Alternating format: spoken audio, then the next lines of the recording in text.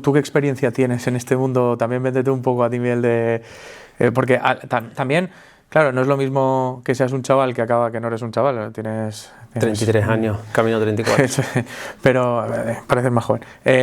Pero que no es lo mismo que todo esto te lo lleve a alguien que no se acaba de salir de la carrera y ha trabajado de auditor junior en Price, que el recorrido y la experiencia que tienes tú. O sea, coméntanos un poco el profesional que has hecho, dónde has estado, qué ha pasado. Bien, lo que pasa primero a nivel de cuando alguien emprende, yo creo que también se peca mucho de querer hacer todo y de querer ser experto en todo y al final no termina siendo un experto en todo. Creo que... No, experto nunca.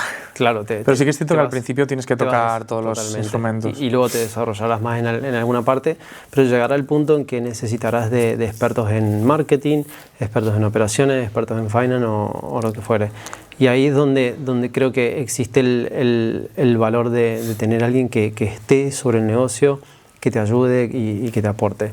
¿De dónde vengo yo? Yo vengo del mundo de las Big Four. Tuve la suerte y el mérito también de haber trabajado en dos Big Four, 4 años en Deloitte, en auditoría, y luego, bueno, haber dicho de que no quería continuar más nada con lo que era Big Four y consultor y tal, y caí un año en KPMG. Bueno, tema aparte, cómo llegué a ese trabajo, habiendo dicho que no volvería a consultoría, pero bueno, finalmente lo acepté. Y creo que trabajar en este tipo de lugares, primero, es muchísimo sacrificio, porque tienes que trabajar mucho y son muchas horas. Obviamente el salario no es lo mejor del mundo. Sobre todo si lo mires a coste por hora, ¿no? Porque tú puedes decir, joder, acabo de salir de la carrera, tengo 22 años y me pagan, yo qué sé, me lo invento, no tengo ni idea, 1.800, 2.000 euros netos al mes. Me parece mucho igual.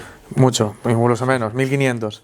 Pero no sé, pero yo tengo muchos amigos que han pasado por ahí, pero yo personalmente tengo Tú dices que tienes la suerte de haber estado ahí, yo tengo la suerte de no haber estado ahí.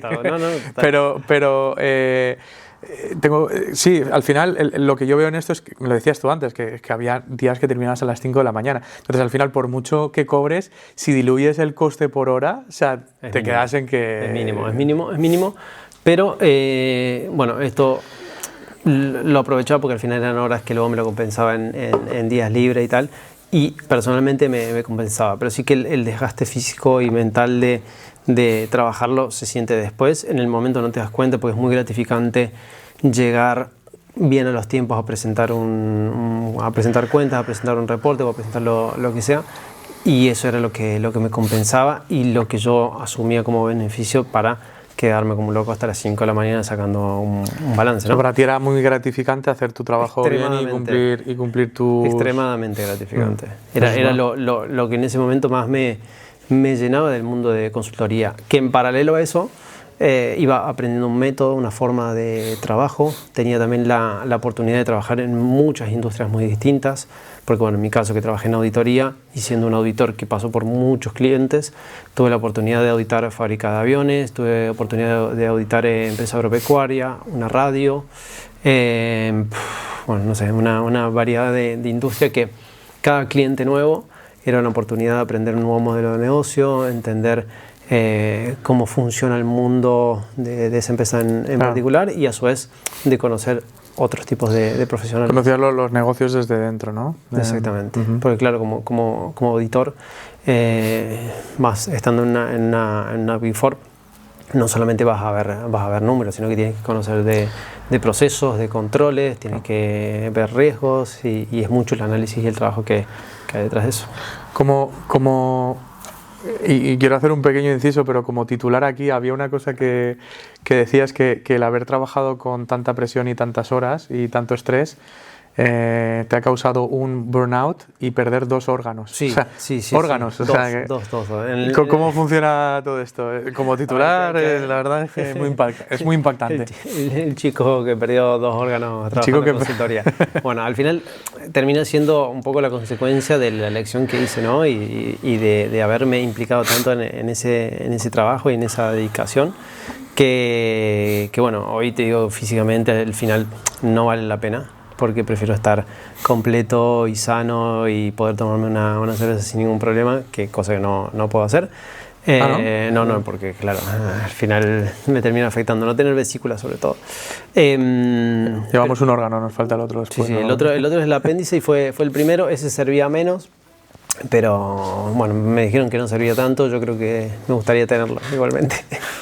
pero bueno, eso fue un poco la consecuencia de haber optado por llevar ese ritmo tan acelerado, frenético. Pero es un tema mental, o sea... Es un tema mental, al final o sea, es cuánto te exiges tú. Eso es. Si bien obviamente existe esa presión laboral de querer hacer lo mejor posible y de ser los mejores, y si uno empatiza un poco con esa idea, que era un poco mi idea de tratar de ser el mejor y hacer las cosas lo mejor posible, te vas a un extremo. Claro. Y bueno, llegado el punto...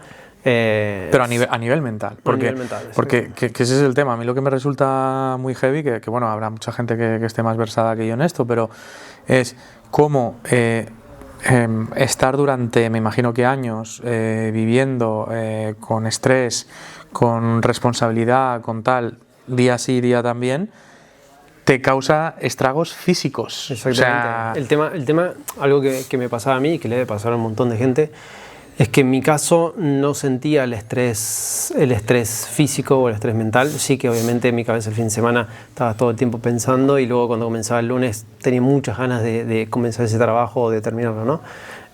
Hasta que llegó el punto de que el cuerpo dijo, basta, hasta acá llegaste. Lo seguí exigiendo y ya la segunda... ¿Cómo fue ese momento en el o sea, cómo te das cuenta de que el cuerpo dice basta? Y en ese momento lo primero que me cae fue la apendicitis, que la verdad que yo tenía un cuerpo sano, y de momento me cae una apendicitis, y a la semana de haber estado en operación en el quirófano ya estaba trabajando de nuevo, tomé un bus para ir a un cliente. Pero claro, para mí era un sacrificio, o sea, estoy en esta situación, pero yo igualmente quiero trabajar, y después durante todo ese año, que tal vez me debería tomar un poco de tiempo más de recuperación, te digo 2 semanas, y no haber tomado ese bus, que bueno, un poco me había lastimado, tal vez era concentrarme un poco más en haber pensado qué había pasado y frenar un poco, y no, fue al revés. Seguí incrementando ese ritmo, me siguieron cayendo muchos clientes, mucha presión, hasta que me salta lo de la vesícula, que es otra operación más, y dije, ¿qué me está pasando acá? Pero de la vesícula, ¿cómo te das cuenta de que tienes un problema? O sea, ¿qué te pasa? El cuerpo, a ver, tanto apéndice como vesícula son dolores que te aparecen, que son muy puntuales. Y muy fuertes, o sea, te empezó un dolor súper fuerte, vas a hacerte unas pruebas y te dicen... Y no queda otra que sacarlo. Entonces, claro, cuando me cae ya la segunda, era de nuevo pasar por el quirófano, cirugía, recuperación. Y ahí nada, me he dado cuenta de que no estaba bien para seguir continuando. ¿Y cómo relacionas esos dolores con la parte del estrés? Porque eso también es algo que a mí no sé, o sea, no sé si era evidente en esa época o no, porque de nuevo estás diciendo, claro, algo que es mental, se traslada a algo físico, entonces, todo depende, ¿cómo te das cuenta de eso? Todo depende de cómo manifiestes las emociones. Cada uno manifiesta las emociones distinto. En mi caso va todo al estómago, como hay otro tipo de persona que manifiesta emociones o no manifiesta las emociones y se lo traga todo y tiene migrañas todo el día. Por ejemplo, ese es un caso de los más típicos de que estás estresado y no te estás dando cuenta. Siempre que cuando tienes una manifestación física del cuerpo es porque hay algo en la cabeza que no está yendo bien, y es el cuerpo que te está diciendo algo tienes que parar.